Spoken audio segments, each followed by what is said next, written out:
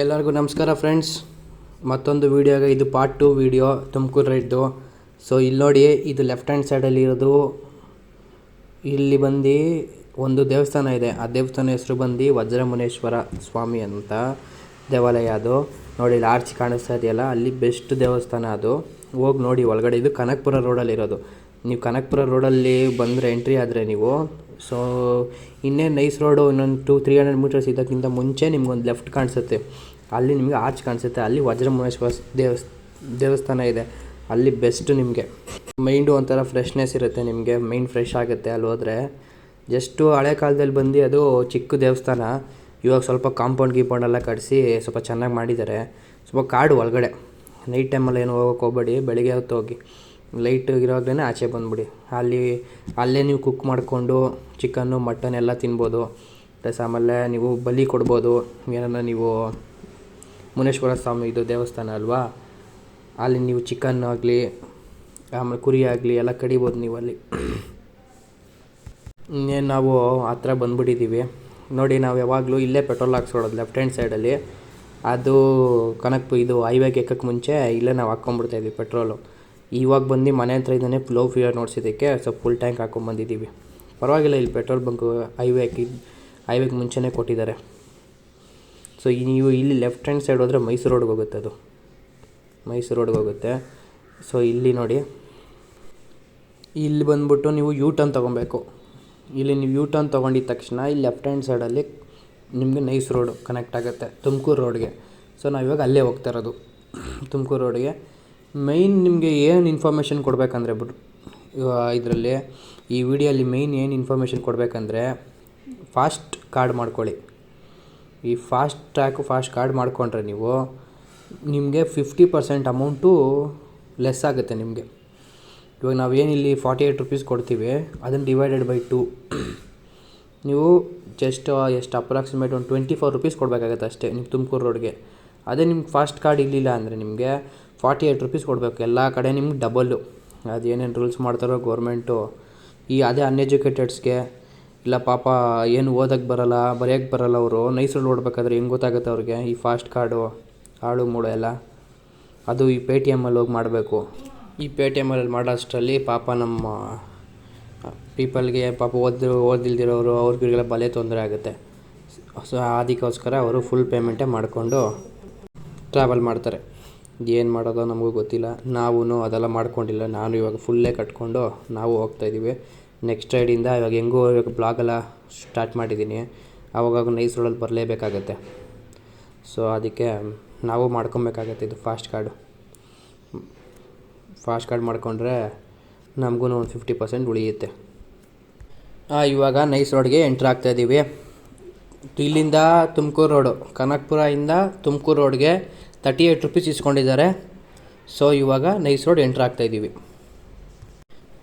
ಏನು ಚೆನ್ನಾಗಿದೆ ರೋಡು, ಎಷ್ಟು ದೊಡ್ಡದಾಗಿದೆ, ಏನು ಕ್ಲೀನಾಗಿದೆ, ಸೂಪರಾಗಿದೆ ನೈಸ್. ಅದಕ್ಕೆ ನೈಸ್ ರೋಡ್ ಅನ್ನೋದು. ನಮ್ಮ ಬೆಂಗಳೂರು ರೋಡ್ಸ್ ನೋಡಿಬಿಟ್ರೆ ಅದು ಹಳ್ಳ ದಿಣ್ಣೆ, ರೋಡ್ ಮೇಲೇ ಪ್ಯಾಚು. ರೋಡ್ ಇರುತ್ತೆ, ರೋಡ್ ಆಗ್ದೋಗಿರೋದ ಮೇಲೇ ಪ್ಯಾಚ್ ಹಾಕೋದು. ಅದಾಗ್ದೋಗಿ ದೊಡ್ಡ ಗುಂಡಿ ಆಗೋದು. ಈ ಗಾಡಿಗಳೆಲ್ಲ ಅಲ್ಲಿ ಓಡಿಸಿದ್ರೆ ನಂದು ಹಂಗೆ ಥಂಡರ್ಬರ್ಡು 350cc ಇದು ಬುಲೆಟು ಹಂಗೆ ಕೆಳಗಡೆ ಎಲ್ಲ ಓಡಿಸಿ ಹಳ್ಳ ದಿಣ್ಣೆ ಈ ರ್ಯಾಶ್ ಡ್ರೈವಿಂಗ್ ಎಲ್ಲ ಮಾಡಿಬಿಟ್ಟು ನನ್ನ ಗಾಡಿ ಫುಲ್ ಹಾಳಾಗ್ಬಿಟ್ಟಿತ್ತು. 350cc ಥಂಡರ್ಬರ್ಡು. ಮೇಯ್ನ್ ಅದ್ರಲ್ಲಿ ಪ್ರಾಬ್ಲಮ್ ಬರೋದು ಫ್ರಂಟ್ ಫೋರ್ಕು. ಈ ಫ್ರಂಟ್ ಫೋರ್ಕು ಬೆಂಡಾಗ್ಬಿಟ್ಟಿತ್ತು ಫ್ರೆಂಡ್ಸ್ ಫುಲ್ಲು. ಅದು ಇವಾಗೇನು ಹೋಗಿ ಎಗರಿಸಿ ಇಲ್ಲ ಬ್ರೇಕ್ ಹೊಡಿಸ್ತಕ್ಕೆ ಟಕ್ ಟಕ್ ಟಕ್ ಅಂದು ಮುಂದ್ಗಡೆ ಫೋರ್ಕು ಹೋಗಿ ಆಮೇಲೆ ಶೋರೂಮಲ್ಲಿ ಕೇಳಿದ್ದಕ್ಕೆ 18,500 ರೂಪಾಯಿ ಬಿಲ್ ಮಾಡಿದ್ರು. ಎಷ್ಟು ಹೇಳಿ, 18,500 ರೂಪಾಯಿ bill with labour, 2 fork oil seal, ಇದು ಎರಡೂ ಸೇರಿ ನನಗೆ 18,500 ರೂಪೀಸ್ ಬಿತ್ತು. ಸೊ ಇದೆಲ್ಲ ಯಾಕೆ ಬೇಕು? ಈ ಬೆಂಗಳೂರಲ್ಲಿ ಓಡ್ಸೋಕ್ಕೆ ಆಗಲ್ಲ ದೊಡ್ಡ ಗಾಡಿಗಳೆಲ್ಲ. ರೋಡನ್ನು ಸ್ವಲ್ಪ ಚೆನ್ನಾಗಿ ಹಾಕಿದರೆ ಆರಾಮಾಗಿ ಓಡಿಸ್ಕೊಂಡಿರ್ಬೋದಾಗಿತ್ತು. ಏನು ರೋಡುಗಳು ಬೆಂಗಳೂರಲ್ಲಿರೋದು, ಅಪ್ಪ ನೋಡೋಕ್ಕಾಗಲ್ಲ ರೋಡ್ಗಳನ್ನ. ಆಮೇಲೆ ಹಿಂಗೆ ಓಡಿಸಿ ಥಂಡರ್ಬರ್ಡ್ದು ಹಿಂದ್ಗಡೆ ಸ್ವಿಂಗಾಮ್ ಬುರ್ಷು ಬೇರೆ ಹೋಗ್ಬಿಡ್ತು. ಸ್ವಿಂಗಾಮ್ ಬುರ್ಷ್ ಅಂದರೆ ನಿಮಗೆ ಐಡಿಯಾ ಇರೋಲ್ಲ. ಈ ಟಯರ್ಗೆ ಮತ್ತು ಚಾರ್ಸಿಗೆ ಒಂದು ಇದು ಬಂದಿರುತ್ತೆ, ರಾಡ್ ಬಂದ್ಬಿಟ್ಟು ಸ್ವಿಂಗಾಮ್ ಬುಷ್. ಅದು ಕನೆಕ್ಟ್ರ್ ಥರ ನಿಮಗದು ಗಾಡಿಗೆ. ಅದು ರಸ್ಟ್ ಆಗ್ಬಿಟ್ಟಿತ್ತು ಒಳಗಡೆ. ಸೊ ನಿಮ್ಗೆ ಏನಾಗ್ಬಿಡುತ್ತೆ, ವಾಬಲ್ ಆಗ್ಬಿಡುತ್ತೆ ನಿಮಗೆ ಗಾಡಿ. ಸೊ ಮಳೆ ನೀರಲ್ಲಿ ಏನೋ ಹೋಗ್ತಾ ಇದೆ ಸಾಕು, ಹಿಂದ್ಗಡೆ ಟೈರ್ ಫುಲ್ ವಾಬಲ್ ಆಗ್ತು. ಆಮೇಲೆ ಅದು ಚೇಂಜ್ ಮಾಡಿಸಿದ್ದೀನಿ ಥಂಡರ್ ಬರ್ಡಲ್ಲಿ. ಕ್ಲಚ್ ಪ್ಲೇಟು ಅದೇನೋ ಗೊತ್ತಿಲ್ಲ, ನಾನು ಕೇಳಿ ಯಾವುದೇ ಗಾಡಿ ಬಂದರೂ ಮಿನಿಮಮ್ ಲೈಫ್ ಟೈಮ್ ಒಂದು 3 ತಿಂಗಳು ಹಿಡ್ಕೊತೀನೋ ಇಲ್ಲ 1 ವರ್ಷ ಹಿಡ್ಕೊತೀನೋ ಗಾಡಿ ಗೊತ್ತಿಲ್ಲ. 1 ವರ್ಷ ಹಿಡ್ಕೊಂಡ್ವರ್ಗು ಫುಲ್ಲು ಖರ್ಚೆ ಗಾಡಿಗಳ್ದು. ಅದಕ್ಕೋಸ್ಕರ ಇವಾಗ ಈ ಡಾಮಿನರ್ 400 ತೊಗೊಂಡಿದ್ದೀನಿ.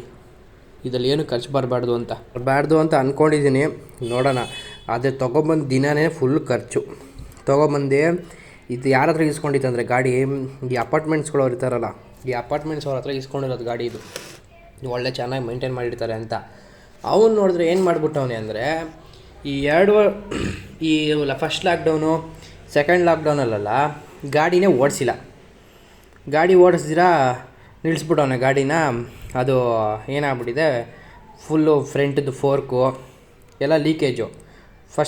ಬರೀ ಫೋರ್ಕ್ ಸೀಲ್ ಮಾತ್ರ, ಅದು ರೈಟ್ ಹ್ಯಾಂಡ್ ಸೈಡ್ದು ಫುಲ್ ಲೀಕೇಜ್ ಆಗಿತ್ತು. ಗಾಡಿ ಓಡಿಸೋವಾಗೆಲ್ಲ ಲೀಕೇಜು. ಪ್ಲಸ್ ಅದಕ್ಕೆ ಅದ್ರ ಮೇಲೆ ಹೋಗಿ ನಾನು ರೆಡಿ ಮಾಡಿಸಿದೆ ಅದನ್ನು. ಜಸ್ಟ್ ಒಂದು 1500 ರುಪೀಸ್ ಆಯಿತು ಅಷ್ಟೇ. ಬಜಾಜ್ ಶೋರೂಮ್, ಎಲ್ಚನಹಳ್ಳಿಯಲ್ಲಿ ಒಂದು ಬಜಾಜ್ ಶೋರೂಮ್ ಇದೆ, ಅಲ್ಲೇ ರೆಡಿ ಮಾಡಿಸಿದ್ದು. ಅದು ಬಿಟ್ಟರೆ ಇನ್ನೇನು ಪ್ರಾಬ್ಲಮ್ ಅಂದರೆ ಇದರಲ್ಲಿ ಪಂಚರ್. ಹಿಂದ್ಗಡೆ ಟಯರು 6-7 ಪಂಚರ್ ಇತ್ತು. 6-7 ಪಂಚರು, ಟ್ಯೂಬ್ಲೆಸ್ ಬೇರೆ ಅಲ್ವಾ. 6-7 ಪಂಚರು ಪ್ಲಸ್ ಆಮೇಲೆ ವಾಲ್ ಟ್ಯೂಬಿಂದ ಏರ್ ಔಟ್ ಆಗ್ತಾಯಿತ್ತು. ತೊಗೊಂಬಂದು ದಿನಾನೇ ಅಲ್ಲಿಂದ ಗಾಡಿ ಎತ್ಕೊಂಬರ್ಬೇಕು, ಗಾಡಿ ಪಂಚರು. ತೊಗೊಂಬಂದು ದಿನವೇ 1000 ರೂಪಾಯಿ ಆಯ್ತು ಇದಕ್ಕೆ. 7 ಪಂಚರ್ಗೆ 700 ರೂಪಾಯಿ. ಆಮೇಲೆ ಅದು MRFದು ಇದು ಹಾಕಿದ್ರು ವಾಲ್ ಟ್ಯೂಬು, ಅದಕ್ಕೆ 300 ರುಪೀಸು. ತೊಗೊಂಬಂದಿದ್ದ ತಕ್ಷಣವೇ ಆ ಖರ್ಚು ಬಂತು ಈ ಗಾಡಿಗೆ.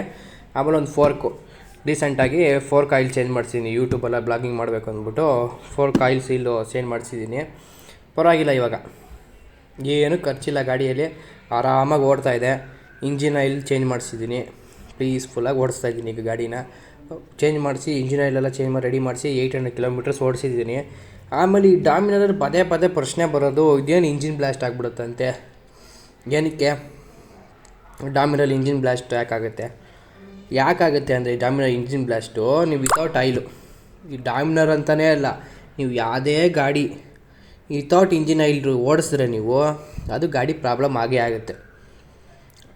ನಿಮ್ಗೆ ಲೂಬ್ರಿಕೇಷನ್ ಇರೋಲ್ಲ ಅದಕ್ಕೆ. ಸೊ ನಿಮಗೆ ರ್ಯಾಶ್ ಡ್ರೈವಿಂಗ್ ಮಾಡಿದ್ರೆ ಇಂಜಿನ್ ಬ್ಲಾಸ್ಟ್ ಆಗೇ ಆಗುತ್ತೆ. ಇಂಜಿನ್ ಹೆಡ್ ಬೋರ್ ಬಂದೇ ಬರುತ್ತೆ, ಇಂಜಿನ್ ರಿಪ್ಲೇಸ್ಮೆಂಟ್ ಮಾಡಬೇಕಾಗುತ್ತೆ. ಸೊ ಏನಿಲ್ಲ ಫ್ರೆಂಡ್ಸ್, ಜಸ್ಟು 2500 3000 ಕಿಲೋಮೀಟರ್ಸ್ಗೆ ಇಂಜಿನ್ ಆಯಿಲ್ ಚೆಕ್ ಮಾಡ್ಕೊಳ್ಳಿ.